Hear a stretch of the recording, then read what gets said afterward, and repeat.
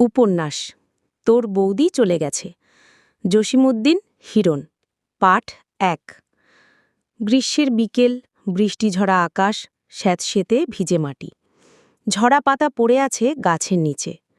বাড়ির দক্ষিণ সীমান্তে কৃষ্ণচূড়া গাছের নিচে দাঁড়িয়ে প্রকৃতি দেখছে হাসিব।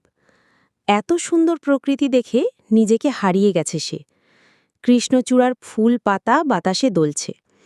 অন্য বাড়ির বাগানবাড়ি থেকে কয়েকটি কোকিল আর শালিক পাখি এসে বসল গাছের বিভিন্ন ডালে। বাড়ির পুকুর পাড়ের চতুর্পাশে আম কাঁঠালের গাছ। বাড়ির আঙিনায় হাসনাহেনা, গোলাক, গন্ধরাজ, পাতাবাহার ও নানান রকম ফুল বাগানের সমাহার। বৃষ্টি পড়ে ফুলের পাপড়ি মুকুল ঝরে পড়ে ভেজা মাটির সাথে মিশে সুগন্ধ ছড়াচ্ছে। একটি আম গাছের কিছু দূর পরে একটি কাঁঠাল গাছ, তার কিছু দূর পরে আরেকটি আম গাছ। এমনি করে সাজিয়েই লাগানো হয়েছে বাড়ির পুকুর পাড়ের চতুর্পাশে আম কাঁঠালের গাছ।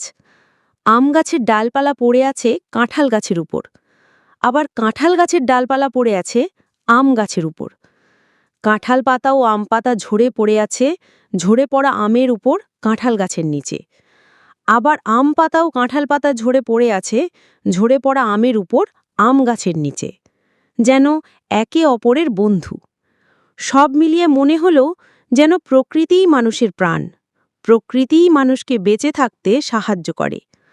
প্রকৃতির এত রূপ, এত সৌন্দর্য, এত গন্ধ আগে কখনো অনুভব করতে পারেনি হাসিব।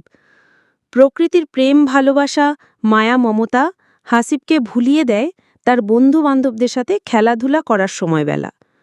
হঠাৎ করে মায়ের কথা মনে হলে ঘরে এসে মাকে জড়িয়ে ধরে হাসিব বলল, মা গো, আমাদের গ্রামটা এত সুন্দর, এত ভালো কেন মা? 12 বছরের ছেলের কথা শুনে মায়ের মন চমকে ওঠে। ছেলের মাথায় হাত বুলিয়ে মা বললেন,